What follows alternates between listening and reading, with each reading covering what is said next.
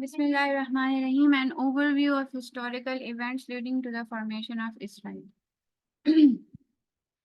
अब सबसे पहले ये देखना जरूरी है कि इस सब चीजों से पहले जब ये ज़ायनिस्ट मूवमेंट स्टार्ट हुई थी उससे पहले फलस्तीन की क्या पोजीशन थी और जो ज्यूज थे जिन्होंने फाइनली फिर आके ये सब किया तो उनकी क्या पोजीशन थी। तो 1917 का हम डेट स्टैंडर्ड रख लेते हैं कि 1917 से पहले फलस्तीन जो था तो वो किस सूरत हाल में था। तो 1917 से पहले फलस्तीन जो था वो ऑटोमन एम्पायर या खिलाफत उस्मानिया का जो है वो पार्ट था। ये फलस्तीन है, ठीक है। ये पूरा जो एरिया ग्रीन में है ये ऑटोमन एम्पायर है, जो डार्क ग्रीन है। जो लाइट ग्रीन है यहाँ पे इनका सेमी रूल था, क्योंकि ये ज्यादातर ये लाइट ग्रीन एरिया जो था ये डेजर्ट ही था, तो इस पे ट्राइब्स वगैरह कबीले थे, तो सेमी रूल था जहाँ पे वहाँ उनको भी ऑटोनॉमस वो हासिल था और साथ में ऑटोमन एम्पायर का भी हाफ वो उनका रूल चलता था। लेकिन ये जितना डार्क एरिया ये ऑटोमन एम्पायर था, जिसमें जो फलस्तीन है उसका एरिया मैप में यहाँ पे देखा जा सकता है, ठीक है। तो ये ऑटोमन एम्पायर का हिस्सा था। तो ये जो है गवर्न करता था as a part of Damascus विलायत। डेमस्कस विलायत जो थी ना ये गवर्निंग बॉडी थी ऑटोमन एम्पायर की, ठीक है। उनका जो निजाम था वो ये डमस्कस विलायत जो है उस गवर्निंग बॉडी को कहते थे, एंड विलायत जो है ये सूबे को कहते हैं। तो उसके अंदर ये सारे सूबों के तौर पे होते थे। तो यही जो हैसियत थी वो फलस्तीन की जो थी वो थी, यानी कि लोकल एडमिनिस्ट्रेटिव स्टेटस जो है उसका था। और इसके जो एडमिनिस्ट्रेटिव एंड कल्चरल सेंटर्स जो मेन सिटीज थे वो यरूशलेम, नेबलूस और गजा जो थे वो थे। डेमोग्राफिक कॉम्पोजिशन जो है ये हमारे लिए इम्पोर्टेंट है देखना कि उस वक्त वहां पर मुसलमानों की जो पॉपुलेशन थी वो 85 से 90% थी। जो अरब क्रिश्चियंस थे वो 8 to 10% थे, और जो कि ज्यूस थे यहूदी थे वो 2 to 5% थे। अब ये परसेंटेजेस ध्यान में रखना बहुत जरूरी है कि ज्यूज यहाँ पे 2 से 5% तक की आबादी रखते थे और मुसलमान तकरीबन 90% की आबादी जो है वो रखते थे। ये जो है ये अल जजीरा का एक मैप है, अल जजीरा की साइड से लिया है मैंने। और यहाँ पे ग्रीन में ये सारा जो एरिया शो हुआ हुआ है ये सारा मुस्लिम जो है वो आबादी को जो है वो शो करता है। और ये जो डॉट्स ब्लू ब्लू से नजर आ रहे हैं ना, ये स्पेशली ये हाइफा और जफ्फा के जो इलाके शो हुए हैं, ये जो है ये यहूदियों की कुछ कुछ वो 2 to 5% जो है। और इन्होंने भी यही मेंशन किया है कि before the British mandate in Palestine Jews made up around 6% of the total population। यानी कि हमने 205 कहा ना, तो उसी तरह ये 6% तक की ही, मतलब 6 से ज्यादा की आबादी, 6% से ज्यादा की आबादी यहूदियों की नहीं थी उस टाइम। वहां पे रहते कैसे थे या वहां पे कल्चरल एंड रिलीजियस इनके डायनामिक्स कैसे थे कि ये बड़े पीसफुल इनकी को एग्जिस्टेंस थी, यानी कि ऐसे कोई एक दूसरे के साथ एट वॉर नहीं थे। मुस्लिम्स, क्रिश्चियंस, ज्यूज जो थे इनका एक को एग्जिस्टेंस जो था वो पीसफुल था, जो कि अंडर ऑटोमन रूल था।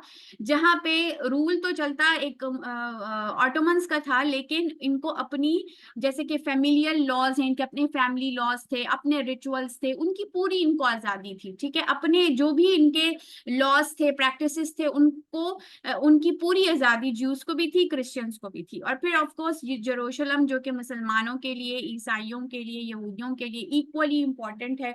हमारा किबला अव्वल है, हमारे भी जितने अम्बिया हैं वो हमारे लिए भी एहतराम के काबिल हैं।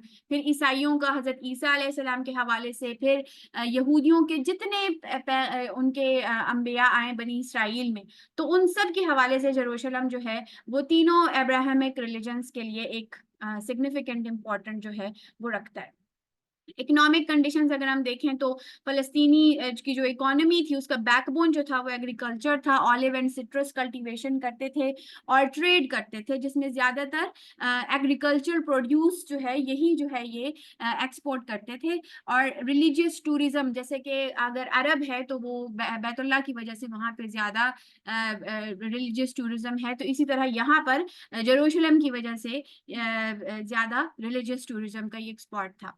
फिर पॉलिटिकल स्टेटस जैसे कि पहले मेंशन हो चुका है कि ये इनको ऑटोनॉमी भी थी एंड लोकल गवर्नेंस भी थी, यानी कि वहां से रूल होता था लेकिन इनको अपनी एक लोकल लिमिटेड ऑटोनॉमी भी जो थी वो थी। लेकिन आहिस्ता आहिस्ता जबकि ऑटोमन्स का रूल थोड़ा कमजोर होता जा रहा था आखिर में, तो फिर एक nation sense of Palestinian identity, यानी कि ताजा ताजा एक नई एक फलस्तीनी शनाख्त का जो तस्वुर है तो वो भी पैदा हो रहा था, अरब नेशनलिज्म ये तस्वुर भी पैदा हो रहा था।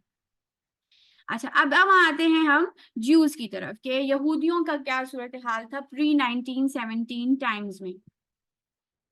तो यहूदी हम देखते हैं कि Europe, middle east, north Africa and US में इनकी आबादियां, वैसे तो और जगहों पे भी थोड़ी थोड़ी हमें मिलती हैं लेकिन मेजरली ये यहाँ पे जो है वो आबाद थे।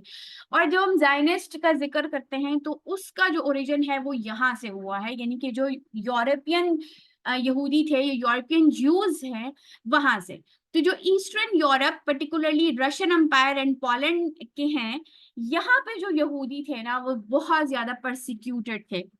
उनको जो उनके राइट्स थे, हुकूक थे, बहुत कॉम्प्रोमाइज थे, उनको कोई राइट टू प्रॉपर्टी या इस तरह के लॉज, बल्कि उनके अगेंस्ट जो है बहुत सारी चीजें थी। गेटोज में ये लोग रहते थे, बिल्कुल अलग थलग और वो स्लम्स टाइप की जगहों पे ये लोग रहते थे।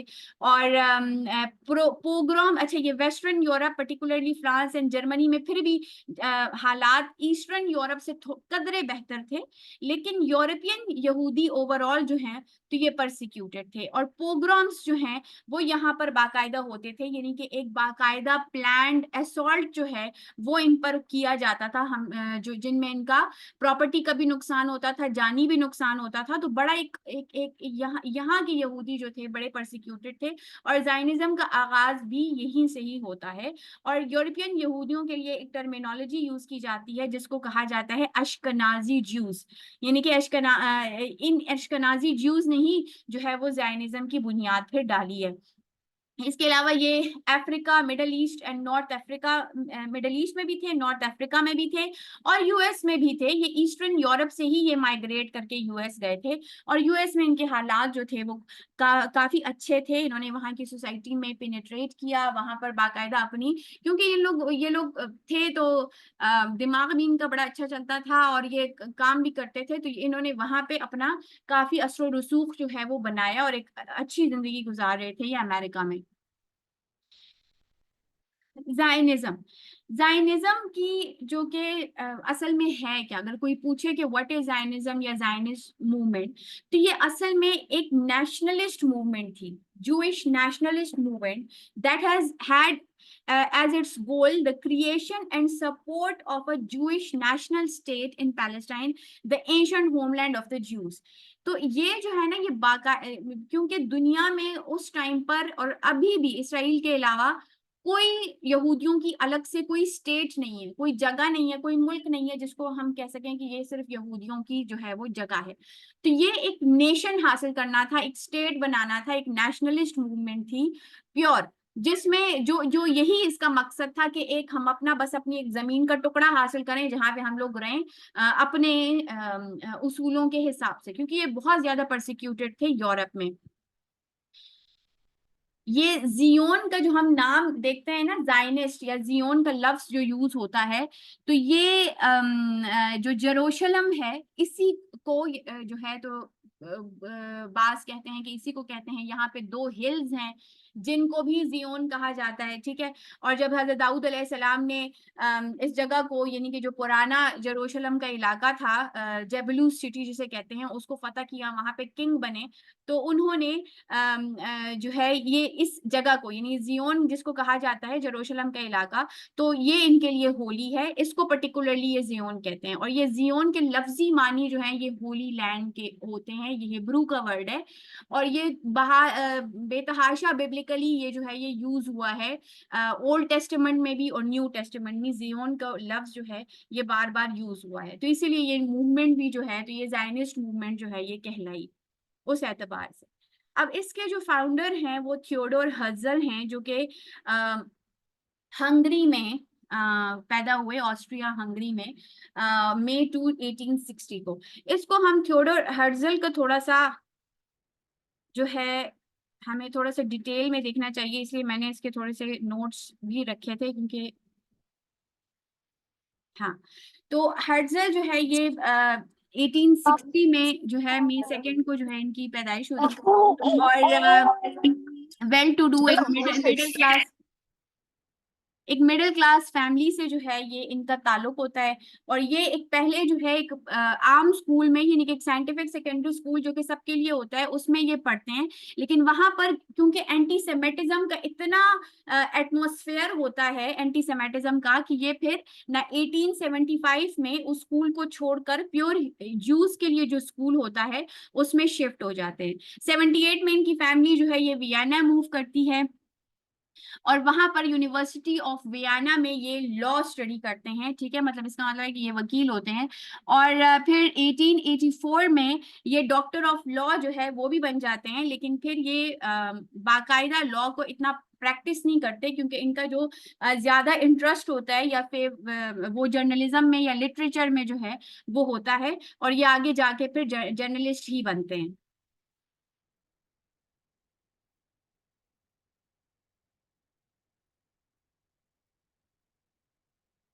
अच्छा, हर्जल की लाइफ में एक चेंज तब आता है जब ये पेरिस से में एक न्यूज़पेपर होता है, न्यू फ्री प्रेस है, वहां पे जो है ये ज्वाइन करते हैं। ठीक है, तो फिर जब वहां पे इनको नौकरी मिलती है तो ये पेरिस शिफ्ट हो जाते हैं अपनी वाइफ के साथ 1891 में। ठीक है, और जब ये वहां पे शिफ्ट होते हैं तो वहां पे ये और शॉक हो जाते हैं कि जिस एंटी सेमेटिज्म का शिकार वो वियना में थे, यानी कि वहां उस जगह पे थे, फिर पूरा बचपन भी रहे, तो वो वही सेमेटिज्म उनका पीछा जो है वो पेरिस में भी कर रही थी। और एक ऐसी जगह जहां पे खुद एक फ्रेंच रेवोल्यूशन और इसका शिकार हो रही थी, उसके बावजूद वहां पे जो है बिल्कुल ऑस्ट्रिया की ही तरह का एंटी सेमेटिज्म था।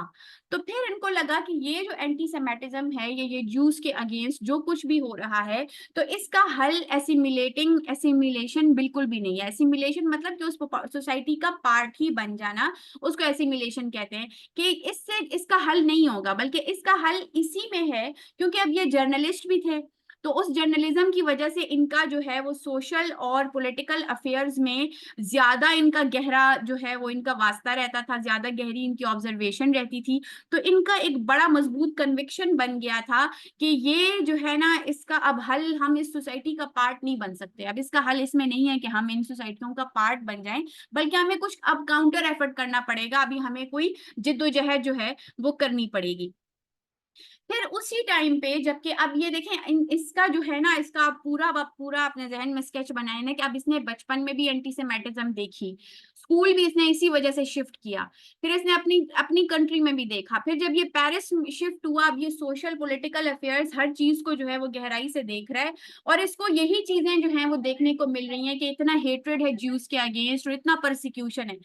अब इस सारे जो इसके इमोशंस हैं और सारा सब कुछ जो ये इसके ख्यालात हैं, उसको क्रिस्टलाइज जो चीज करती है ना, जिसको इसने खुद भी एडमिट किया है, वो है द ड्रिफस अफेयर। एल्फ्रेड ड्रिफर्स जो है ये असल में एक जूइश आर्मी ऑफिसर होता है, और ये फ्रांस की आर्मी में होता है। ठीक है, फ्रेंच आर्मी में होता है। और इस पर एक झूठा बहतान जो है वो लगा दिया जाता है, यानी कि कुछ कागजात होते हैं जो कि फ्रांसीसी आर्मी या कोई भी इंटेलिजेंस से रिलेटेड कागजात होते हैं, वो जो हैं वो जर्मनी के हवाले जो है वो किसी ने किए होते हैं। तो वो इल्जाम जो है ना, कोई इस एल्फ्रेड ड्रिफिस के सर लगा देता है, और फिर जो है इसको जो है वो कन्विक्ट भी किया जाता है, जो है पब्लिक सेरेमनी में इसको बहुत बेइज्जत किया जाता है, इसको इसका रैंक इससे वापस ले लिया जाता है। और एक पूरा, क्योंकि वहां पे ऑलरेडी इतनी एंटी सेमेटिज्म होती है, और फिर ये एक यहूदी, और फिर इतना बड़ा एक वो गद्दारी का एक बहतान, तो एक मॉब जो है वो पूरा शाउट कर रहा होता है डेड टू द ज्यूज, और बड़ा एक खौफनाक सा माहौल जो है वो इस वाक्य की वजह से जो है वो पैदा हो जाता है। और ये जो थियोडर हजल है, because he is a journalist, तो वो खुसूसतन एंड एक्सक्लूसिवली जो है वो इस वाक्य को जो है वो कवर कर रहा होता है। तो ये जो एल्फ्रेड ड्रिफिस है, ये एक गलत बहतान होता है, पता है, ये बाद में बच भी जाता है। यही क्रिस्टलाइजेशन का जो है सबब बनता है थियोडोर हज्जल के ख्यालात का। और थियोडोर हज्जल ने आगे खुद भी एडमिट किया है, अगर आप इंसाइक्लोपीडिया ब्रिटानिका और मुख्तलिफ जगहों पे देखें तो उसकी स्टेटमेंट्स हैं कि यही अफेयर जो है उस वो ज़ायनिस्ट मूवमेंट की जो है वो स्टार्ट का बायस जो है वो बना। लेकिन ये बाद में ये जो अल्फ्रेड ड्रिफिस है ना, ये बाइजक इसको बरी कर देते हैं क्योंकि वो जो रियल कल्प्रेट है वो पकड़ा जाता है। तो ये बाद में जो है इसको कन्विक्शन होती है, उम्र कैद की सजा होती है, लेकिन वो कैंसिल हो जाती है, फिर बाद में रिहा होता है, फिर बाद में आर्मी भी ज्वाइन कर लेता है और बड़ा अच्छे रैंक पे रिटायर भी होता है। ये स्टैचू ऑफ कैप्टन ड्रिफिस जो है ये इसराइल में भी है, और ये उस टाइम पे जब इसराइल नया नया बना था तब भी, और ये मुख्तलिफ जगहों पे इनकी ये स्टैचू ऑफ कैप्टन ड्रिफिस जो है वो अभी तक जो है ये नस्ब है। अच्छा, अब ये जो इसकी मुसम्मम इसका ये एक इरादे जो इसके बन जाते हैं हर्जल के, तो ये पहला इंपॉर्टेंट इसका जो जायनिस्ट एफर्ट होता है ना, तो ये एक उस टाइम का एक बहुत ही रिच एक आदमी होता है, बैरन मॉरिस डी हिर्श। एक बड़ा ही वेल्दी आदमी होता है। तो वो ऑलरेडी जो है वो जूइश कॉलोनाइजेशन एसोसिएशन के नाम से एक इदारा चला रहा होता है, और वो ज्यूस को कॉलोनाइज कर रहे होते हैं रशिया में और रोमेनिया में, अर्जेंटीना में, इस तरह मुख्तलिफ अमेरिकन मतलब अमेरिका उनको लेके जा रहे होते हैं। ठीक है, ये आदमी जो है बैरन मॉरिस। तो ये जो हर्जल है ये अपना एक उस टाइम इसकी एज 35 ईयर्स होती है, और ये बैरन के घर आता है पेरिस में, और ये अपना इसने 22 पेजेस का अपना पूरा एक मरासला जो इसके ख्यालात हैं, जो सोच है यहूदियों के लिए, जो भी चीज है वो उसने तैयार करके वो आता है। और उसमें उसने एक आर्ग्यूमेंट की होती है कि एक पॉलिटिकल ऑर्गेनाइजेशन जो है वो होनी चाहिए यहूदियों की, अपना एक झंडे तले यहूदियों को जमा होना चाहिए, और फिर एक एफर्ट करनी चाहिए एक यहूदी नेशन के लिए।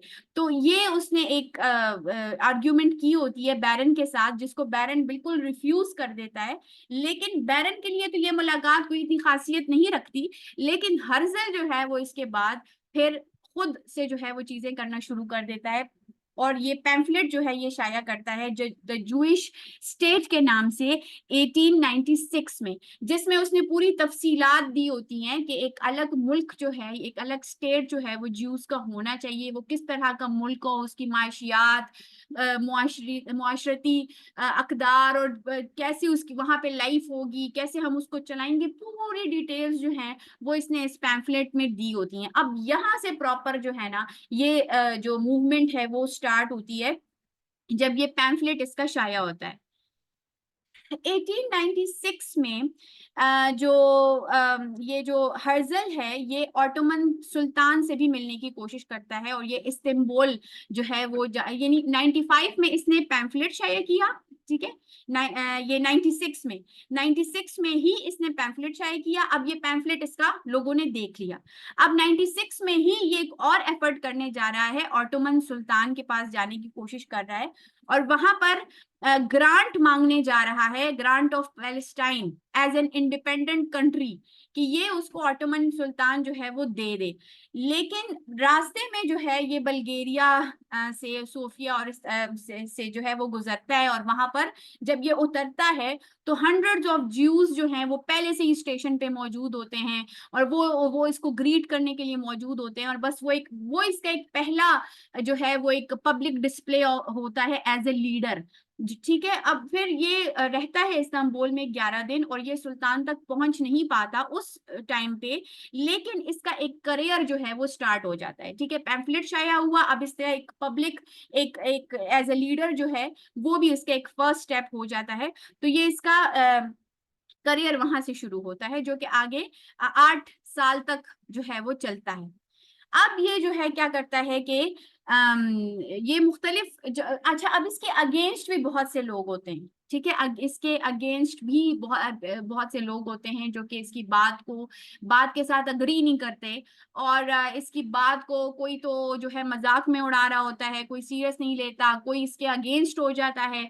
ये लंदन में भी, ईस्ट लंदन में भी जाने की कोशिश करता है, बात करने की कोशिश करता है, लेकिन कोई कुछ सुनता नहीं है। फिर जो है क्योंकि लोकली इसके साथ लोग इतने जो कि मतलब ऐसे काबिल जिक्र लोग मिल नहीं रहे होते हैं, तो फिर ये एक कांग्रेस बनाने की कोशिश करता है कि जितने भी दुनिया भर के और जो कि यूरोपियन स्पेशली यहूदी हैं, जो कि बड़े बड़े नाम हैं, तो उनको फिर ये बुला के उनका कांग्रेस करने की कोशिश करता है, और ये मुख्तलिफ जगहों पे करने की कोशिश करता है, लेकिन कोई इसको अलाउ नहीं करता। फिर आखिर में बेसल के मुकाम पर स्विट्जरलैंड में ये पहली कांग्रेस जो है वो बुलाता है, और उसमें तकरीबन 200 अफराद जो है वो यहूदी वो शरीक होते हैं, जिसमें ज्यादातर यूरोपियन ही ज्यूज होते हैं, लेकिन यूएस से भी लोग आए होते हैं, यूके से भी लोग ज्यूज आए होते हैं, और ये मुख्तलिफ स्ट्रेटा ऑफ लाइफ से जो है उनका ताल्लुक होता है, मुख्तलिफ तबकात जिंदगी से उनका ताल्लुक होता है, मुख्तलिफ जो है वो फाइनेंशियल डिफरेंट कैटेगरीज से ताल्लुक रखते हैं,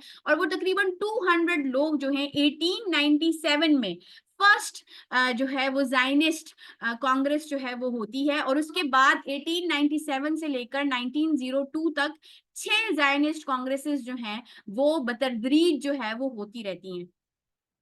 जब पहली बेजल की कॉन्फ्रेंस होती है तो हर्जल ने अपनी डायरी में लिखा होता है कि were I to sum up the Basel Congress in a word which I shall guard against pronouncing publicly, it would be this, यानी कि मैं इसको पब्लिकली अनाउंस नहीं करूंगा, लेकिन अगर मैं पहली कांग्रेस के एक्सपीरियंस को अपने लिखूं तो मैं उसको इस तरह लिखूंगा, at Basel I founded the Jewish state. यानी इतना ये कॉन्फिडेंट होता है कि कहता है कि मैंने पहली कांग्रेस जो थी उसी में ही I founded the Jewish state. If I said this out loud today, I would be answered by a universal laughter. If not in 5 years, certainly in 50, everyone will know it. तो इतना ये कॉन्फिडेंट होता है कि अभी मैंने अगर कहा तो लोग मेरा मजाक उड़ाएंगे, लेकिन लोगों को पता चल जाएगा। अच्छा, इसने एक नॉवेल भी लिखा होता है 1902 में, अल्टी न्यूलैंड के नाम से, या ओल्ड न्यूलैंड जिसका मतलब है, जिसमें इसने एक पूरी डिस्क्रिप्शन दी होती है, जो इसका ख्वाब होता है ना कि किस तरह का वो जूइश जो स्टेट होगा वो किस तरह का होगा, वहां की जिंदगी कैसी होगी, वहां पे कैसे हम मिलजुल के और प्यार और मोहब्बत से रहेंगे, और कैसी उसकी डिफरेंट एस्पेक्ट्स ऑफ लाइफ होंगे, वो पूरा इसने इसमें जो है वो एक्सप्लेन किया होता है।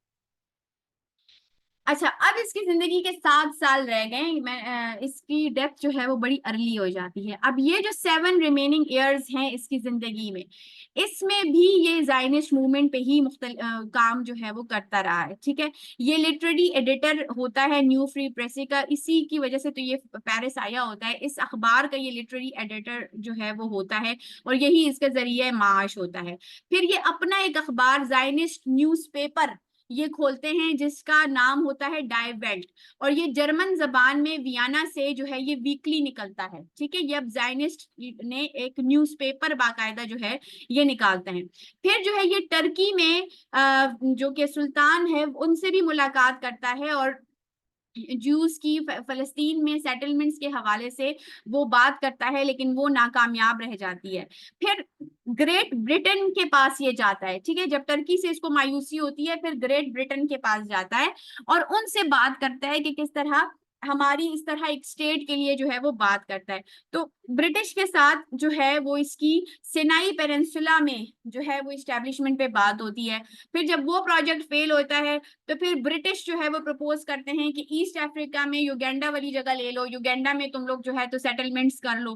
ठीक है, तो ये ऑफर जब ये जायनिस्ट के पास लेके आता है तो 1903 में जब ये कांग्रेस में डिस्कस करता है तो वो लोग इसको रिजेक्ट कर लेते हैं, युगांडा को ये लोग रिजेक्ट, मतलब मुख्तलिफ जगह जो है वो अंडर डिस्कशन होती है कि इनको कहाँ से जमीन का टुकड़ा मिल जाए कि वहां पे ये अपना जो है वो बना लें। लेकिन इसकी जिंदगी इतनी नहीं होती, और ये जो कॉन्फ्लिक्ट ऑफ प्लेसेस है ना, ये इससे सॉल्व नहीं होता, ये झगड़ा इससे सॉल्व नहीं हो रहा होता, कभी किसी के पास जाता है कभी किसी के पास, और इसके अपने जायनिस्ट जो हैं तो ये एक जगह का फड्डा इनके बीच में चल रहा होता है, और इसको दिल की बीमारी जो है वो हो जाती है, और 1904 में ये हार्ट एलिमेंट की वजह से ही near Vienna at the age of 44 जो है इसकी डेथ हो जाती है। इसको वियना में ही जो है वो दफनाया जाता है, लेकिन फिर इसकी आखिरी ख्वाहिश यही होती है कि जब इसका अपना स्टेट बन जाए तो वहां पे इसकी रिमेन्स को जो है वो लेके जाया जाए। तो 1949 में फिर इसका जो इसको इसको दोबारा से इसकी कब्र से निकाल के इसको वापस 1949 में जेरूशलम जो है वो लाया जाता है, और वहां पे माउंट हर्जल की जगह पे वेस्ट ऑफ द सिटी में, जेरूशलम के वेस्ट में माउंट हर्जल में जो है इसको दफनाया जाता है। ये इसकी जो है वो कब्र की जगह है।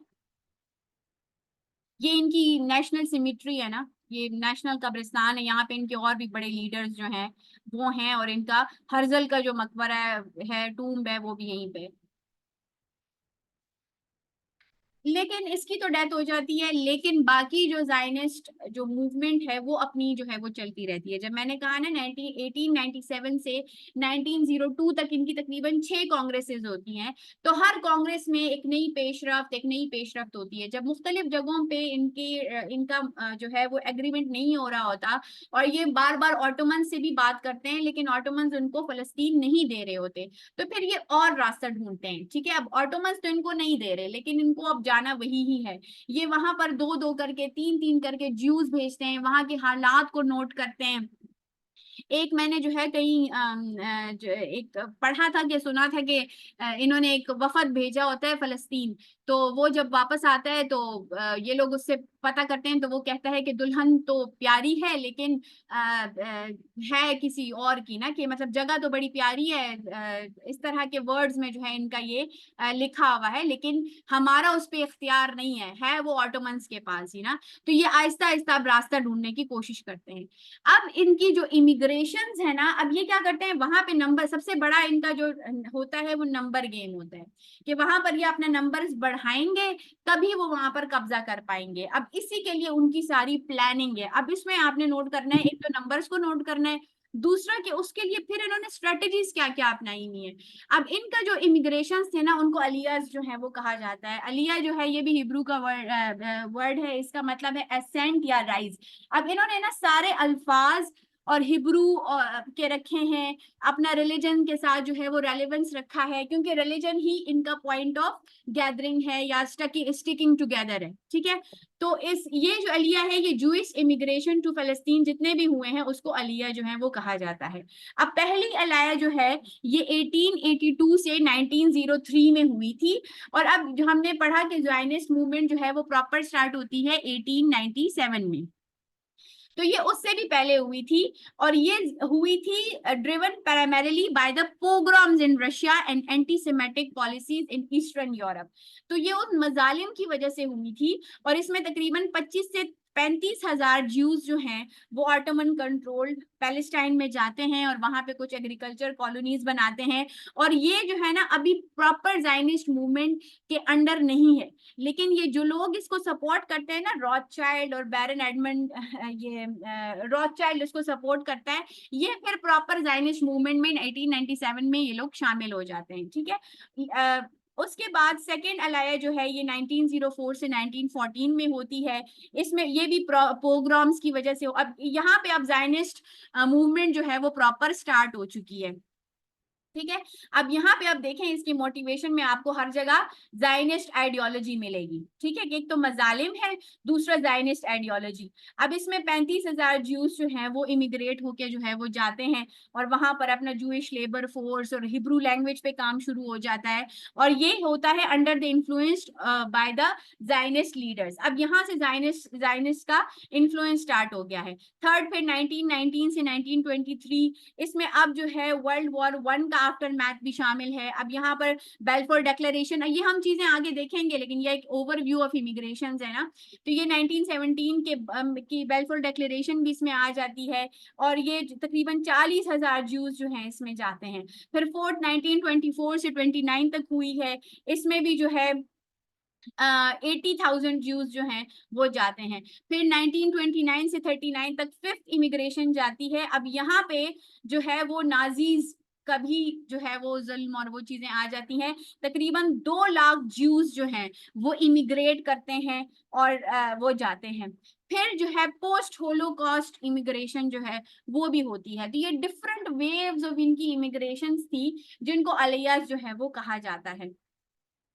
अब इसकी methods of organisation and support, तो इनको प्रॉपर जो है ना जूइश नेशनल फंड के नाम से जो है एक बॉडी इस्टेब्लिश की जाती है जो कि इसको फंड करती है। ठीक है, इसको सपोर्ट करती है और ये जायनिस्ट ऑर्गेनाइजेशन होती है। ठीक है, इसके अलावा सिर्फ ये नहीं कि इनको फंड किया जाता है, बल्कि ट्रांसपोर्टेशन एंड लॉजिस्टिक्स भी इनको फराहम की जाती हैं, यानी कि वो जो लोग माइग्रेट होके इतनी बड़ी तादाद में आ रहे हैं उनको पैसे भी दिए जा रहे हैं जमीन खरीदने के, फिर उनको ट्रांसपोर्ट एंड लॉजिस्टिक्स भी प्रोवाइड की जा रही है, फिर सेटलमेंट प्रोग्राम्स भी हैं कि वहां जाकर भी उनको छोड़ नहीं दिया, बल्कि उनको एग्रीकल्चर अब में फिर उनको वहां पे क्या करना है, कैसे कमाएंगे, कैसे उनको बस्तियां बनानी है, फिर लैंग्वेज, हर चीज पे इन्होंने जो है वो फोकस किया है। अच्छा, अब पहले इसके इनकी हम बॉडी में पे आ जाते हैं, जूइश नेशनल फंड पे। ये 1901 में जो है ये बनाई गई, फिफ्थ ज़ायनिस्ट कॉन्फ्रेंस में जो है ये बनाई गई। अब इसका जो है सेहरा हम थियोडोर हर्जल को भी दे सकते हैं, क्योंकि उसने जो है ये कांग्रेस स्टार्ट की। लेकिन एक और बंदा था जिसका नाम है हरमन शपीरा। ठीक है, हरमन शपीरा ने जो है ये एडवाइस किया होता है कि हमारा एक ऐसा बॉडी होनी चाहिए कि जो फंड करे। ठीक है, वहां पे पैसे आए, वहां पे हम पैसे कलेक्ट करें और फिर वो फंड करें। उसने भी ये आइडिया दिया होता है, लेकिन फिर ये बाद में ये अंडर डिस्कशन होती है और ये लोग ये जूइश नेशनल फंड बना ही लेते हैं फिफ्थ जायनिस्ट कॉन्फ्रेंस में 1901 में। अब ये क्या करती है, ये जो जीएनएफ है, ये लैंड एक्विजिशन एंड डेवलपमेंट, यानी कि एग्रीकल्चर, ये जो है ये पैसे इकट्ठे करती है और वो पैसे को फिर लगाती है एग्रीकल्चर डेवलपमेंट पे और सेटलमेंट पे।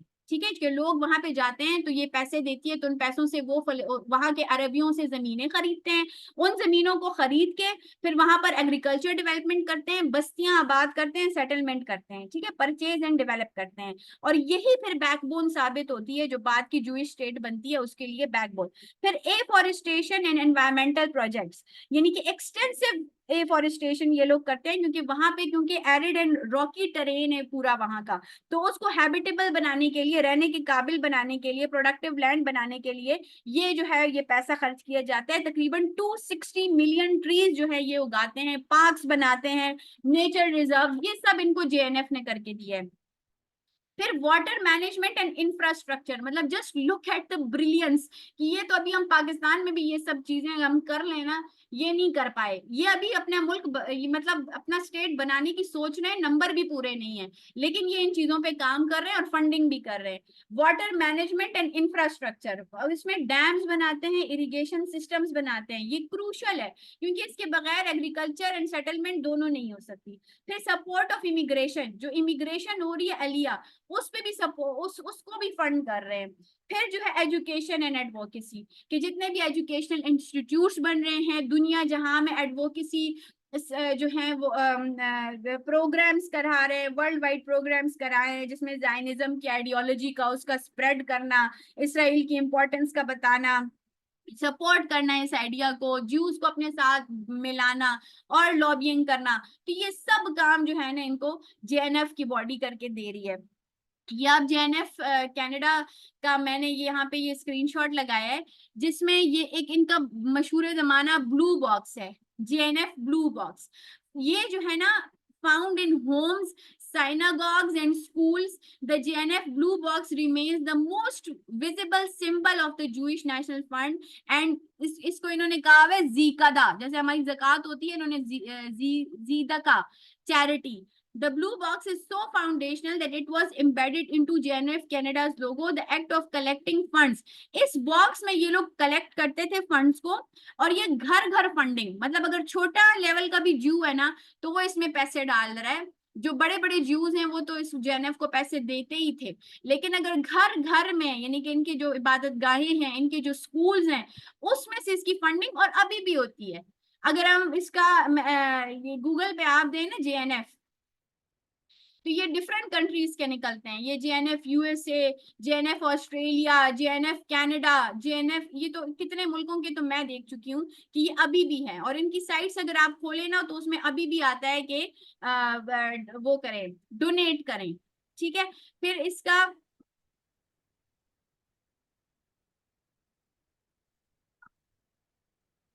इसकी अगर आप ये बॉक्सेस को सिर्फ देख लें, ये डिफरेंट ईयर्स में ना इनके ये बॉक्सेस रहे हैं। ये 1900 का देखें, ये थियोडोर हर्जल का अपना पर्सनल ब्लू बॉक्स है, अपनी जिंदगी में ये काम करा चुका था। फिर 1908 में, 1910 में इसकी ये शक्ल थी, 12 में, फिर 20, 30, 34, 40, फिर आगे ये देखें 46, 48, 50, 60, 60, 70, 80, 90, अभी तक इनके जो है ये ब्लू बॉक्स के डिफरेंट वर्जन चल रहे हैं, अभी तक जो है ये सब जो है ये चल रहा है। तो ये ऑर्गेनाइजेशन शो करती है, क्योंकि विदाउट फाइनेंस तो कोई चीज जो है वो रन ही नहीं कर सकती। तो ये जेएनएफ ने इनको बड़ा काम करके दिया है। फिर टेक्नियन, टेक्नियन जो है ये 1912 में बनी है, ठीक है, 1912 में बनी है, इसराइल इंस्टीट्यूट ऑफ टेक्नोलॉजी। ये रिसर्च यूनिवर्सिटी है हाइफा में, और ये high level engineering science and technology education. अब सिर्फ इसमें जो नोट करने की चीज है ना, अगर ये अभी बनी होती तो हैरानी की बाइस नहीं होती, लेकिन ये बनी है 1912 में। 1912 मतलब 1917 से पहले का हम फलस्तीन मतलब अभी फलस्तीन पूरा मौजूद है, अरबों का पूरा होल्ड है, अभी दूर दूर तक इनके मुल्क की कोई निशानदेही भी नहीं है, कुछ भी नहीं है, अभी कोई वर्ल्ड वॉर 1 भी नहीं है, तब इन्होंने बुनियाद डाली है टेक्नियन की। ठीक है, तो ये शो करता है इनकी प्रायोरिटीज को और कामयाबी को, कि क्यों इनका ये कामयाब हुआ है। It plays a significant role in the Israeli tech ecosystem and is often credited with fuelling the country's reputation as startup nation. ये 1912 में बनी है और इट वाज फाउंडेड 1912 में बनी थी, और इसकी क्लासेस स्टार्ट हुई है 1924 में। इसने बाकायदा काम करना जो है वो शुरू किया है। इनिशियल फोकस इसका सिविल इंजीनियरिंग पे था, और इसको जो है वो with the efforts of World Zionist Organisation, उसकी एफर्ट से जो है ये बनी है। की फाउंडर्स एंड कंट्रीब्यूटर्स। अच्छा, मैं एक चीज ऐड करना चाहूंगी यहाँ पे। जी 1909 में जो था ना, अब्दुल हमीद, सुल्तान अब्दुल हमीद, बेसिकली जो ये थियोडोर हर्टजल था ना, उसको पता था कि सबसे बड़ा जो थ्रेट है ना मुझे, वो सुल्तान अब्दुल हमीद है। ठीक है। तो जब वो इनका बेसिक मकसद ही ये था कि वो उतर जाए। तो जैसे ही वो 1909 में उतर गया था, और 1919 में फौत हुआ था वो। ठीक है। तो जैसे ही वो उतरा था ना, तो उसके बाद ये चीजें आप डेवलपमेंट बता रही हो। उससे पहले तो उसने कमिट किया हुआ था, तो एक एक चीज भी वो उनको, एक इंच भी जरा नहीं देगा उनको फलस्तीन के अंदर। जी जी ये उसके बाद की डेवलपमेंट है। जी जी, उसने उसको इनकार कर दिया था ना, उससे वो बात करने गया था। लेकिन फिर ये लोग चोर दरवाजे देख रहे थे ना, आहिस्ता आहिस्ता करके जा रहे थे कि इतनी तादाद में जा रहे थे कि वो अरब अभी तक उनको फ्रिक्शन उन्होंने महसूस नहीं की। ठीक है, अब ये टेक्नियन जो इन्होंने ये छोटी छोटी चीजें बनानी शुरू की हैं, वो पहले तो इस तरह पूरा उसमें नहीं थी ना, पूरा फुल ब्लूम नहीं थी जैसे कि अब है, लेकिन काम ये अपना उसमें कर रहे थे। ठीक है, अब इस ये पॉल नेथन जो है वो इसके फाउंडर्स में शामिल है। ठीक है, और ये एल्बर्ट एंड आइंस्टाइन जो है वो भी इसके फाउंडर्स में शामिल है। डिफरेंट इसकी अपनी एक पूरी हिस्ट्री है, और ये अभी भी इसको अगर आप देखें तो ये एग्जिस्ट करती है, और टेक्नोलॉजी का जो एक्सेल है वो अभी भी इसी के सर जाता है। और इसका अगर हम फाउंडेशन यहाँ पे भी देखें तो यहाँ पे लिखा हुआ है 1912। ठीक है, और बताने का मकसद सिर्फ ये है कि इनका फोकस किन चीजों में था, अभी उसी चीजों में ये एक्सेल भी कर रहे हैं ना, जिसपे हैरानी होती है सबको, और ये कि कैसे ये पूरी दुनिया पे हुकूमत कर रहे हैं, क्योंकि इनका फोकस इतनी बारीकियों में था। फिर हिब्रू रिवाइवल, हिब्रू रिवाइवल जो है ना, इसका पूरा जो सहरा जाता है वो इस बंदे को जाता है, एलाइजर बिन यहूदा, और ये इसकी बीवी है हेमदा।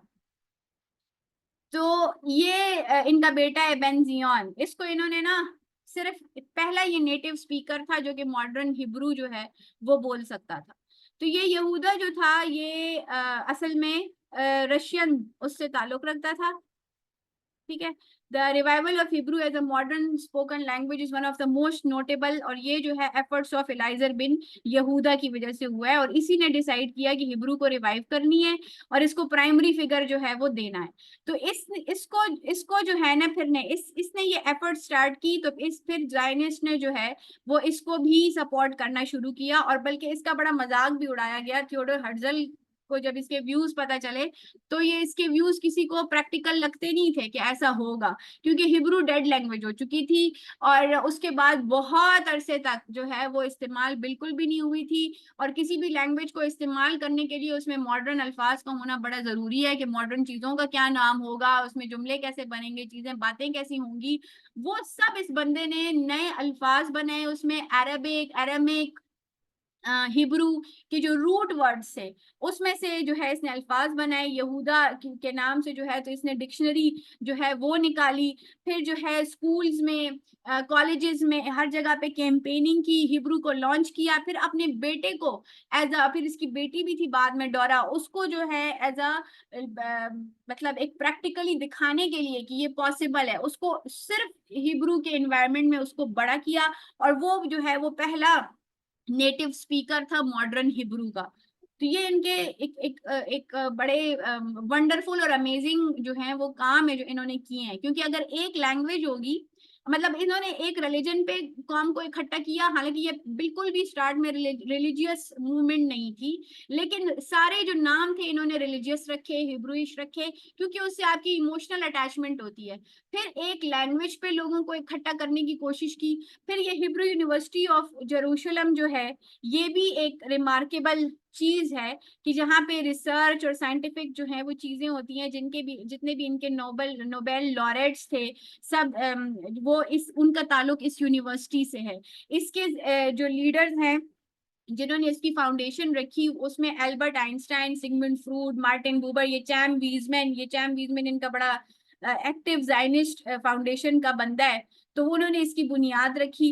अभी तक ये यूनिवर्सिटी जो है तो ये फंक्शनल है और बड़े जो है इसमें केमिस्ट्री के, इकोनॉमिक्स के जो है वो नोबेल अवार्ड्स जो है वो इसके लोग जो है वो जीत चुके हैं।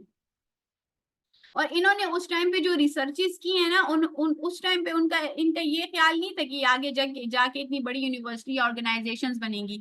उन्होंने उस टाइम इन चीजों को जरूरत की बुनियाद पे जो टेक्नियन थी वो स्किल्स सिखाती थी उन ज्यूस को, ठीक है, वहां पे रहने के, कस्बों के, इन्होंने जितने ग्रीन एरियाज और जिस तरह के कस्बे बनाए थे ना वो मिसाली थे। फिर ये जो हिब्रू ये जो रिसर्च काम है ये इनको इसराइल के स्टेट बनाने में इतना इसको हेल्प किया ना कि इनके पास पूरे कस्बों की इंफॉर्मेशन थी, वहां के लोगों की इंफॉर्मेशन थी, एरियल व्यूज तक थे, यहाँ तक पता था कि कौन सा बंदा किसका है, किसके खिलाफ लड़ा था, बरतानिया के खिलाफ कब लड़ा था, हमारे खिलाफ कब लड़ा था। जब इन्होंने बाद में नकबा और वो चीजें की थी ना, इनके पास पूरा रिसर्च डॉक्यूमेंटेशन थी। और सिर्फ उसकी नहीं थी, इन्होंने हर चीज पे रिसर्च किया है, इन्होंने साइंटिफिक रिसर्चेस की, वहां की लैंड पे की, क्लाइमेट पे की, जो ड्रिप इरिगेशन और इस तरह की टेक्नोलॉजीज हैं वो इन्हीं इंस्टीट्यूट्स की जो है वो पैदावार है। अच्छा, फिर अपनी स्टोरी की तरफ वापस आते हैं कि जो जो फॉर्मेशन की है कि इन्होंने एग्रीकल्चर की, इन्होंने किबुत्स और तेल अवीव की जो कस्बे हैं वो आबाद किए। अब इनकी आहिस्ता आहिस्ता नंबर जो है वो बढ़ रहा है। अभी तक अरब जो है ना वो इतनी परवाह नहीं कर रहे थे, वो इतना इनको खातिर में नहीं ला रहे थे, लेकिन अब जब देख रहे हैं कि इतनी इनकी तादाद बढ़ रही है, इनके प्रॉपर पहले तो इन्होंने कंट्री साइड पे जो है ये अपनी बस्तियां एग्रीकल्चर बनानी शुरू की, फिर आहिस्ता आहिस्ता ये अर्बन साइड पे भी आते गए। तो अब अरब लोगों को जो है वो मसला होना शुरू हुआ और अरब ज्यूस टेंशंस जो हैं वो शुरू हुई और अरब जो है वो अटैक करते थे इनको और उनको नागवार गुजरता था जूस का जो एग्जिस्टेंस है वहां पे, और इतना इंटरफेरेंस है उनकी लाइफ में या इतना उनका होल्ड बढ़ता जा रहा है, उनसे बर्दाश्त नहीं हो रहा था। तो फिर अब इनकी जो है वो चपकलिशें जो है वो लोकल लेवल पे शुरू हो जाती हैं। तो फिर क्या होता है, ये ज्यूस जो है इनको फिर अपनी एक चौकीदारा सिस्टम या नेबरहुड वॉच का सिस्टम जो है वो बनाना पड़ता है। और वही नेबरहुड वॉच जो है वो ऑर्गेनाइज होते होते और आगे बढ़ते बढ़ते वो हगाना का रूप लेती है, और वही हगाना जो है वो अब ये जो प्रेजेंट आईडीएफ है इसमें जो है वो इवॉल्व करती है। इसमें एक बहुत ही इंपॉर्टेंट चीज जो है वो इनकी लॉबिंग है। इनकी लॉबिंग को थ्रू आउट जो है वो नजर में रखना चाहिए कि कैसे जो है इन्होंने थियोडोर हर्जल ने खुद भी हर एक से बात करने की कोशिश की, बरतानिया, ऑटोमन, यूएस, तीनों जो है साइडों पे ये लगे हुए थे एंड मुसलसल लगे हुए थे और बात जो है वो कर रहे थे। फिर आगे जैसे जैसे इनको मौका मिलता जाता है तो ये बर्तानिया के साथ किस तरह करते हैं, फिर ये अमेरिका के साथ किस तरह का करते हैं। तो ये इनकी लॉबिंग जो है ना, ये टैक्टिक इनका अभी तक जो है एक बहुत ही मजबूत जो टैक्टिक है उस टाइम से यूज हो रहा है। अब कुदरत ने इनको मौका दिया वर्ल्ड वॉर वन का। 1914 में जो है वो वर्ल्ड वॉर वन शुरू हो जाती है, जो कि एलाइज में, जिसमें फ्रांस, यूके, रशिया, इटली और दूसरे नेशंस लाइक जैसे कि सर्बिया, बेल्जियम और बाद में यूएस उसका पार्ट बनता है 1917 में। और अक्सर कहा जाता है, ये थ्योरीज हैं और कुछ तो कंफर्म जो है इस बात पर बाकायदे डिबेट करते हैं कि यूएस को, यूनाइटेड स्टेट्स को वर्ल्ड वॉर वन में जो है ये ज्यूज लेके आए हैं। तो ये कुछ लोगों का ये एक बड़ा स्ट्रॉन्ग ख्याल है कि यूएस को लेके आए हैं और यही जो है ये चाहते थे, जो बर्तानिया है वो ज्यूज से यही चाहते थे कि वो अमेरिका को लेकर आए। मतलब ये इस तरह की थ्योरीज भी हैं। खैर उनके मुकाबले जो लोग थे वो जर्मनी था, ऑस्ट्रिया, हंगरी और जिनको सपोर्ट हासिल थी ऑटोमन एम्पायर और बल्गेरिया से। अब जब वर्ल्ड वॉर वन आती है और बर्तानिया जो है वो जाता है जंग में, तो जब आप जंग में जाते हैं फिर आपको जरूरत होती है सपोर्ट की, मदद की। आपको फाइनेंस भी चाहिए होता है, आपको फिजिकल सपोर्ट जो सपोर्ट है वो भी चाहिए होती है। तो अब बर्तानिया इज ईगर फॉर दैट। तो अब वो सबसे बात कर रहे हैं, वो अरब से भी बात कर रहे हैं, वो ज्यूस से भी बात कर रहे हैं। और ज्यूस की ये जो बेल्फोर डिक्लेरेशन का टाइम आ गया या वर्ल्ड वॉर वन के दौरान है, 1917, यानी कि वर्ल्ड वॉर अभी जारी है। तो ये जो जिसके साथ ये बेल्फोर डिक्लेरेशन, ये असल में एक खत था जो कि लिखा गया ब्रिटिश गवर्नमेंट की जानिब से ड्यूरिंग वर्ल्ड वॉर वन। और ये जेम्स बेल्फोर ने ये खत लिखा था और ये लिखा था लॉर्ड वॉल्टर रॉथचाइल्ड को, ठीक है, जो कि leader of the British Jewish community था and he was so rich. ये रॉथचाइल्ड फैमिली जो थी ना, ये इतनी रिच थी कि फ्रांस और इंग्लैंड में इनका बैंकिंग सिस्टम था और ये इतने रिच थे कि फ्रांस और इंग्लैंड की जो गवर्नमेंट्स थी वो इनसे बोरो करती थी, वो इनसे पैसे जो है वो लेती थी। तो अब इनको जरूरत थी इस तरह के लोगों की, इस तरह के फाइनेंस की। तो ये जो हुकूमत है वो, इसका ये फॉरेन सेक्रेटरी होता है, ये जो बेल्फोर है ब्रिटिश हुकूमत का, तो वो इसको खत लिखता है और ये इसको कहता है कि अगर तुम लोग हमें सपोर्ट करते हो तो हम तुम लोगों को सपोर्ट करते हैं in the establishment of a national home for the Jewish people in Palestine, जो कि उस टाइम पे ऑटोमन एम्पायर का पार्ट था। यानी ऑटोमन एम्पायर तो इनके खिलाफ वाले इत्तेहादी ग्रुप में थी ना, कि वो अब ये जो बेल्फोर रॉथचाइल्ड को जो स्टेट प्रॉमिस कर रहा था, ये अभी बेल्फोर की भी नहीं थी, अभी बर्तानिया ने ये जीती भी नहीं थी। लेकिन इसके साथ रॉथचाइल्ड के साथ ये एक ऐसे लैंड का वादा कर रहे हैं जो कि अभी इन दोनों में से किसी की भी नहीं है, लेकिन ये वादा इस लैंड पे कर रहे हैं कि अगर ये लोग जीत गए तो ये फलस्तीन जो है ये ज्यूज को दे दिया जाएगा। तो असल में this is the Balfour declaration which is actually a letter from the British government to the Lord Rothschild, in which they have promised Palestine to them. Okay, world war one and करती है 1918 में। अब जो है, अब बर्तानिया जब फंसा हुआ था वर्ल्ड वॉर वन में, अब उसने वादे किए हैं अरबियों से, उसने वादे किए हैं ज्यूज से। अब जो है जब वर्ल्ड वॉर वन खत्म हो जाती है तो जिस तरह बर्तानिया ने और जगह पे कॉलोनीज बनाई, तो यहाँ ऑटोमन एम्पायर भी खत्म हो जाता है क्योंकि वहां पे बर्तानिया का और फ्रांस का कब्जा हो जाता है। तो लेबनान और सीरिया ये फ्रांस की कॉलोनीज बन जाती हैं और फलस्तीन जो है ये बर्तानिया का कॉलोनी बन जाता है। अब इसने वादा कोई नहीं निभाया ना, जो ज्यूज तो थे वो तो मजे में थे, उसको तो कोई कुछ कह नहीं रहा था, उनकी इमिग्रेशन चल रही थी, उनकी सेटलमेंट्स जो है वो सब चल रही थी।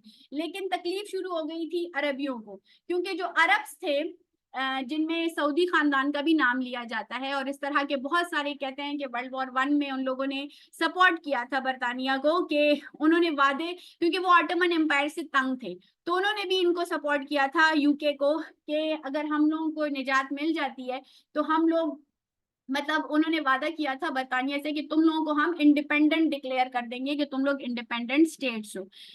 लेकिन वादे उन्होंने अरबियों के साथ नहीं निभाए। ठीक है, तो फिर क्या हुआ कि अरब में एक बगावत जो है वो उभरी, और उसमें जो सबसे प्रोमिनेंट नाम है, जो कि जिससे हम सब वाकिफ हैं और आजकल बहुत सुनते रहते हैं, वो है इज्जुद्दीन अल कस्साम, जिसपे हमास का जो विंग है, मिलिट्री विंग है, उस वो भी कस्साम विंग कहलाता है। तो इज्जुद्दीन अल कस्साम को थोड़ा देख लेते हैं कि ये 1882 में 1882 में जबलह में ये पैदा हुए थे। सीरियन के असल में अल अजहर यूनिवर्सिटी के ये स्टूडेंट थे, और ये जो है इस्लामिक स्टडीज के स्टूडेंट थे, और बहुत इन्फ्लुएंस थे ये एंटी कॉलोनियल मूवमेंट से, और इस्लामिक जो रिफॉर्मिस्ट आइडियाज हैं या जहादी आइडियाज से बहुत मुतासिर थे। जब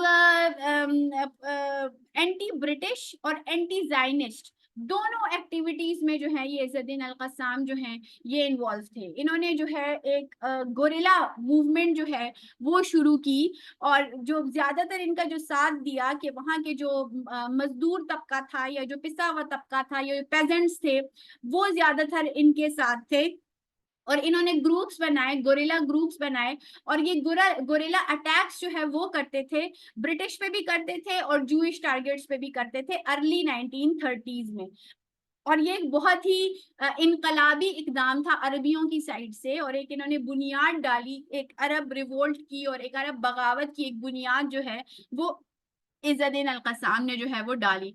फिर 1935 में अल कस्साम और उसका जो उनके जो साथी हैं वो ब्रिटिश फोर्सेस से ही लड़ते हुए जनीन में जो है वो जो कि नॉर्दर्न वेस्ट बैंक पे हैं, वहां पर उनकी जो है वो शहादत हो जाती है, और वो जो है बड़े मशहूर हो जाते हैं, बड़ा उनको याद किया जाता है, एज ए नेशनल हीरो जो है वो उभरते हैं। और उनकी शहादत के बाद, यानी कि 1935 में उनकी शहादत होती है, और उसके बाद एक अरब नेशनलिज्म का एक तूफान जो है वो उभरता है, और 1936 से 1939 तक अरब रिवोल्ट इन पैलेस्टाइन जो है वो स्टार्ट होती है। एक अरब बगावत स्टार्ट होती है ऑल ओवर द अरब, जो है ये बगावत अगेंस्ट बरतानिया एंड अगेंस्ट जूस जो है वो स्टार्ट होती है।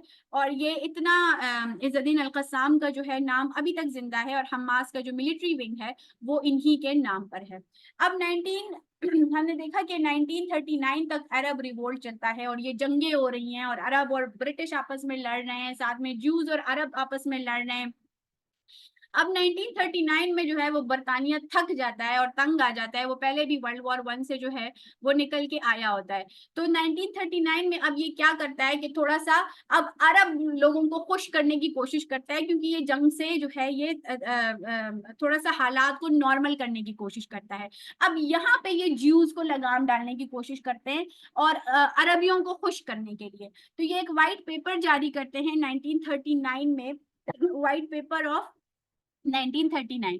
अब इसमें ये कहते हैं कि जूस की इमिग्रेशन जो धड़ाधड़ हो रही थी ना, और इतनी बड़ी तादाद में, और बड़ा एक इनका मजेदार सिस्टम जारी था, उसको ये रिस्ट्रिक्ट करते हैं कि अब सिर्फ 75,000 जूस जो हैं वो आएंगे इन द नेक्स्ट 5 years, यानी कि अगले 5 साल में सिर्फ 75,000 ज्यूज जो हैं वो ही लीगली जो हैं वो आ सकते होंगे। अब ये पाबंदी यहूदियों पे लग गई है। अब ये जो पाबंदी ये लगा देते हैं, अब ये क्या करते हैं कि अपने लिए दो दुश्मन, पहले तो अरबी इनके खिलाफ लगे हुए थे, अब इनके खिलाफ ज्यूज भी लग जाते हैं, और अब ज्यूज भी जो है वो खिलाफ हो जाते हैं बरतानिया के, और बाकायदा लड़ते हैं वो ब्रिटिश के साथ। और एक पूरा हंगामा वहां पे बर्पा होता है कि अरब और बरतानिया भी लड़ रहा है, अरब और ज्यूज भी लड़ रहे हैं, ज्यूज और बरतानिया भी लड़ रहा है, मतलब एक पूरा एक महाज जो है वो बर्पा होता है। इसी असना में 1939 में ही वर्ल्ड वॉर टू जो है वो आ पहुंचती है, कि जहां जर्मनी इन्वेड करता है पोलैंड को, और 1945 में तक जो है ये जंग जो है वो जारी रहती है। जब जापान जो है सरेंडर करता है तब ये जंग खत्म हो जाती है। अब यहाँ पे मेजर जो एलाइज हैं वो यूएस, सोवियत यूनियन, यूके और चाइना। अब यूके फिर जंग में चला गया है, और जो इसके अगेंस्ट होते हैं वो जर्मनी, जापान और इटली। अब वर्ल्ड वॉर टू भी चल रही है, और यहाँ पे फलस्तीन में भी एक बाजार जो है वो महाज जो है वो गर्म है। अब इसमें जो इनको उस टाइम पे लीड कर रहा होता है ना ज्यूस को, और जायनिस्ट मूवमेंट को लीड कर रहा होता है वो डेविड बेन गुरियन होता है। ये इनका फिर पहला प्राइम मिनिस्टर जो है वो भी बनता है। अब इनका हमने पहले भी हम पढ़ चुके हैं कि इनका एक मिलिट्री विंग होता है ज्यूस का, जिसको हगाना कहते हैं, और इस हगाना के सब विंग्स होते हैं जिनको इरगुन और लेही जो है वो कहा जाता है। अब ये जो इरगुन है ना, ये अटैक करती है ब्रिटिश मिलिट्री हेडक्वार्टर्स को यरूशलेम में जुलाई 22 1946 में, यानी आफ्टर वर्ल्ड वॉर 2। और वहां पे किंग डेविड होटल बॉम्बिंग के नाम से इस इंसिडेंट को याद किया जाता है, और तकरीबन 91 लोग जो हैं उसमें ये मारती है। और मतलब अब ये अंडरग्राउंड देखें, ये काम कर रहे हैं कि ये बाकायदा अटैक कर रहे हैं। जब इन पे बात आई है ना, इन पे पाबंदी लगी है और बरतानिया का इनमें से फेवर हटा है, अब ये बरतानिया को अटैक कर रहे हैं। और सिर्फ ये अटैक नहीं है, इन्होंने बाकायदा और जगहों पे भी बरतानिया के लोगों को मारा है, उनको फांसियां दी हैं, उनकी लाशों को लटकाया है। ये सब यानी कि जो टेररिस्ट एक्टिविटीज है ना, ये कर रहे थे। और अंडरग्राउंड ये चल रहा होता है, अंडर कवर। और जो डेविड बेन गुरियन है वो पॉलिटिकल फ्रंट पे इनको कंडेम कर रहा होता है, कि वो तो कहता है कि ये तो बड़ा गलत काम हुआ, बड़ा मुझे अफसोस है। बिल्कुल उसी तरह जैसे अभी है कि ये हिट करते हैं, फिर कहते हैं ये गलती से मिसाइल चला गया था अस्पताल, फिर कहते हैं ये गलती से हो गया था, बड़े से बड़ा काम करते हैं, फिर कहते हैं गलती से। तो ये इनकी शुरू से यही चीज है कि इतना कनिंग इनका रवैया होता है कि अंडर द कवर और कुछ करते हैं, ऊपर से पॉलिटिकली उसी को कंडेम करते हैं। फिर बरतानिया अभी अभी जंग से निकली होती है, वर्ल्ड वॉर 2 से, और तंग आके और खुद भी जो है वो अपनी सारी कॉलोनीज को वो छोड़ रही होती है। हमारी भी जान तभी छुट्टी होती है। तो इस फलस्तीन की को क्या करती है कि फलस्तीन को ये हवाले कर देती है यूनाइटेड नेशंस के। ठीक है। अब यूनाइटेड नेशन से जो पहले एक जो ऑर्गेनाइजेशन होती है उसको लीग ऑफ नेशन कहते हैं, वो तो लीग ऑफ नेशन खत्म हो जाती है, क्योंकि वो लीग ऑफ नेशन के होते हुए वर्ल्ड वॉर 1 और वर्ल्ड वॉर 2 हो जाता है। तो उसी टाइम पे यूनाइटेड नेशन 1946 में जो है यूनाइटेड नेशंस एक नई ऑर्गेनाइजेशन जो है वो बनती है। तो इन February 1947, unable to devise a solution to Jewish Arab tensions, Britain announced its decision to end the mandate and referred the Palestine problem to the UN. अब यूएन क्या करती है, वो एक कमेटी बना देती है जिसको कहते हैं United nation special committee on Palestine. और वो कमेटी जाती है मई 1947 में और इन्वेस्टिगेट करती है सिचुएशन को वहां पर जाकर, और फिर जो है वो रिकमेंडेशन जो है वो अपनी देती है। वो उसके मेंबर्स जाकर फलस्तीन में मिलते हैं, यहूदियों से भी मिलते हैं, अरब से भी मिलते हैं, पूरा अपना लैंडस्केप वगैरह सब कुछ देखते हैं और अगस्त 1947 में अपनी रिकमेंडेशंस दे देते हैं। अब यहाँ पर जूइश लॉबिंग फिर से एक्टिव होती है। और अब जब उनको पता, पहले ब्रिटिश के पास था तो उसके साथ लगे हुए थे, यूएस के साथ भी लगे हुए थे। अब जब उनको पता है कि यूएन में बात आ गई है तो फिर यूएन में भी ये जबरदस्त किस्म की लॉबिंग करते हैं। ठीक है। और उसका नतीजा क्या निकलता है, उसका नतीजा ये निकलता है कि यूएन जो है असेंबली वो रेजोल्यूशन 181 जो है वो देती है नवंबर 29 1947 में। और ये जो है इसी रेजोल्यूशन को हम टू स्टेट्स सोल्यूशन जो आजकल कहते हैं, वो यही रेजोल्यूशन है। तो ये एक बहुत ही नाइंसाफी पे मबनी और गैर मुनसिफाना तकसीम करती है जूइश लॉबिंग की वजह से। और ये जो है 55% of the land 55% of the land जो है ये ज्यूस को दे देती है, कि 55% जो लैंड है वो ज्यूस स्टेट बन जाएगी। जो 45% ऑफ द लैंड है, जो कि ज्यादा आबादी है अरबियों की, जो वहां की नेटिव आबादी है, उनको देती है 45% के 45% अरबियों की हो जाएगी। और जो जेरूशलम का इलाका है ना, वो बीच का एक बफर जोन होगा, एक मॉडरेट कॉर्पस सेपरेटम होगा, एक मॉडरेट इलाका होगा जिसपे यूएन का हुकूमत क्या, लेकिन वो गवर्नेंस चलेगी या अंडर उनके सिस्टम होगा, कि उस पे ना अरब का जोर होगा ना जूस का जोर होगा, क्योंकि वो सबके लिए इंपॉर्टेंट है जेरूशलम। तो वो एक बफर जोन जो है वो बन जाएगा। ये अगर हम देखें, ये अल जजीरा का मैप है, ये अब वो एडवाइज्ड जो उनका सोल्यूशन है वो, कि ये सारा ब्लू एरिया जो है वो ज्यूस को दे दिया। अब ज्यूस की जो है वो अभी जो उनके नंबर्स है इतने बड़े नहीं है। ठीक है, लेकिन उनको पूरा ये ब्लू एरिया दे दिया। क्यों? उनकी स्ट्रॉन्ग लॉबिंग की वजह से, उनका जो अंडर द टेबल जो उनकी होती है ना बातें शातें और डीलिंग्स और जो भी, उनकी वजह से। और ये जो ग्रीन एरिया है ये दिया था अरब लोगों को, और ये जो येलो यरूशलेम का इलाका है ये इंटरनेशनल कंट्रोल में। तो ये जो है ना इस प्लान पे कभी अमल दरामद नहीं हुआ है, ठीक है, ये सिर्फ एक एडवाइस प्लान था, यूएन पार्टीशन प्लान था 1947 में। अब इसका रिस्पांस क्या आया कि जूइश रिस्पांस, वो तो एक बड़ा कनिंग उनका एज ऑलवेज रिस्पांस था, वो तो अपना फेस सेविंग करते हैं, नैरेटिव बिल्डिंग करते हैं। तो उन्होंने कहा कि रिलक्टेंटली उसको एक एक्सेप्ट से कर लिया, क्योंकि दूसरी तरफ अरब ने उसको क्लियर कट रिजेक्ट कर दिया था। और आज तक ज्यूज कहते हैं कि हमने तो ये तो अमन चाहते ही नहीं है ये लोग, क्योंकि हमने तो वो एक्सेप्ट कर लिया था जो कि यूएन का सोल्यूशन था, इन्होंने एक्सेप्ट नहीं किया। तो अरब ने तो खुद रिजेक्ट करना था कि इतनी बड़ी पॉपुलेशन अरब की, जमीन असल में अरब की, सब कुछ अरब का, और दिया उनको 45%, और जूस को मुफ्त में, कुछ भी उनकी नंबर्स बने भी इतने नहीं है, और उनको दिया है 55% ऑफ द लैंड। तो अरब ने तो उसको रिजेक्ट करना था, तो उसका उसको एक अपना एक अच्छा शक्ल देने के लिए इन्होंने उसको रिलक्टेंटली एक्सेप्ट कर लिया था। लेकिन क्योंकि वो तो रिजेक्ट हो गई थी, टू स्टेट सोल्यूशन पे तो कभी अमल ही नहीं हुआ। तो उसके बाद क्या हुआ? उसके बाद जो है होती है वॉर, जिसको इसराइली तो वॉर कहते हैं, अरब इसराइल वॉर कहते हैं 1948 की, और फलस्तीनी इसको कहते हैं नकबा या कैटास्ट्रोफी, जो कि एक पाइवोटल कॉन्फ्लिक्ट है जो कि ब्रिटिश मैंडेट के खत्म होने के बाद हुआ। और उसके इस नकबा के बाद ही जो है 14 मई 1948 को जो है वो इसराइल का जो स्टेट है उसका जो है वो ऐलान जो है वो किया जाता है। ये 1948 का मैप है जो कि अल जजीरा के मैप से जो है मैंने यहाँ पे इसको शेयर किया है। यहाँ पे आप देखें कि नकबा में जायनिस्ट जो मिलिट्री फोर्सेस होते हैं वो 7.5 लाख फलस्तीनी, 7,50,000 पैलेस्टाइनियंस को जो है वो एक्सपेल करते हैं उनके इलाकों से, और 78% ऑफ द हिस्टोरिक पैलेस्टाइन पे जो है वो कब्जा करते हैं। देखिए ये सारा ब्लू हो गया है, और ये सारा एक्सपेल किया है। इन्होंने क्या किया? इन्होंने देहातों पे हमला किया, इन्होंने देहातों को जलाया, इन्होंने कस्बों पे जो कि मैन ऑफ फाइटिंग एज थे ना उनको कत्ल किया, खवातीन के साथ जो है एक बड़ा नाजेबा सलूक किया, रेप्स हुए, बच्चों को कत्ल किया। इन्होंने पूरा ना रिसर्च करके जो है पूरे एक रिकॉर्ड्स रखे हुए थे इस दिन के लिए, और उस पे इन्होंने बिल्कुल प्लानिंग से अमल किया, और एक ऐसी कयामत और ऐसा मचाया ना कि उसको फलस्तीनी जो है वो नकबा के नाम से जो है वो कैटास्ट्रोफी नकबा के नाम से जो है वो याद करती है।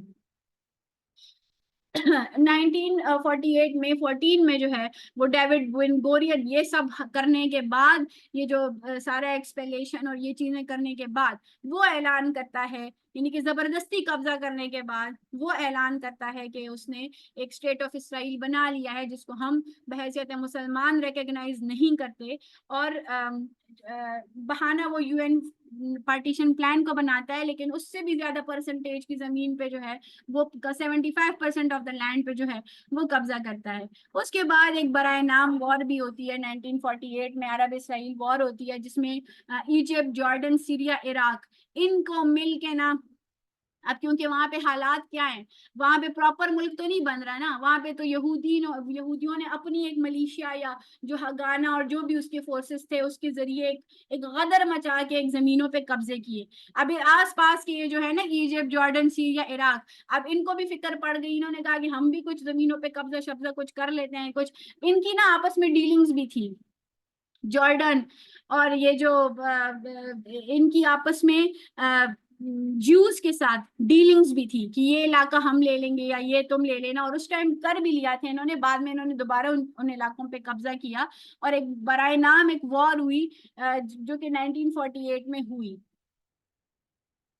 उसी में जो फोके बर्नार्डट नामी एक यूएन का बंदा था, जिसको भेजा था उन्होंने मेडिएशन एफर्ट्स के तौर पे उन्होंने भेजा था कि ये जो दोनों ये जो वॉर हो रही है तो इसको मेडिएशन के लिए भेजा था। और इसको भी जो है ज्यूज ने, अब इसने आके जब ग्राउंड रियलिटीज का पता किया और जब इसने देखा कि फलस्तीनियों पे किस तरह का जुल्म हुआ है और कैसे उनको 7.5 लाख फलस्तीनी, मतलब इतनी बड़ी अमाउंट, तो फिर इसने क्या इसने फिर यही कोशिशें शुरू की ना। फिर ये बड़ा अच्छा आदमी था, इसका फिर इसने फिर यही रिकमेंडेशंस, यही फैक्ट स्टेट करने शुरू हुए कि यहाँ पे बड़ा जुल्म हुआ है, तो इसको फिर कत्ल कर दिया था। जो लेही गैंग है, स्टर्न लेही गैंग, और ये हिस्ट्री में है, या आप गूगल करके कहीं पे भी देख लें, यही लिखा हुआ है कि इसको ज्यूज ने ही कत्ल किया है, लेही ने कत्ल किया है, जो कि मिलिटेंट जायनिस्ट ग्रुप थी, उसने इसको कत्ल कर दिया था। फिर उसके बाद इनकी 1949 में कुछ सुलहनामे हुए अरबियों के साथ, इजिप्ट, जॉर्डन, सीरिया, लेबनान, जो भी था, इनके आपस में कुछ आर्मिटिस जो है वो अग्रीमेंट्स जो हैं वो हुए। और जो नकबा का कॉन्सिक्वेंस है, हमने देखा कि 7 लाख से 9 लाख जो रेफ्यूजीज बने फलस्तीनी, और अभी सिर्फ 2 ही इलाके हैं, वेस्ट बैंक और गाजा, जहाँ पे फलस्तीनी आबाद है, बाकी पूरे फलस्तीन पे जो है वो इसराइल का एक कब्जा है। तो ये मैंने एक पूरे उसको एक सेशन में जल्दी जल्दी इसको समेटने की कोशिश की। Thank you so much for listening.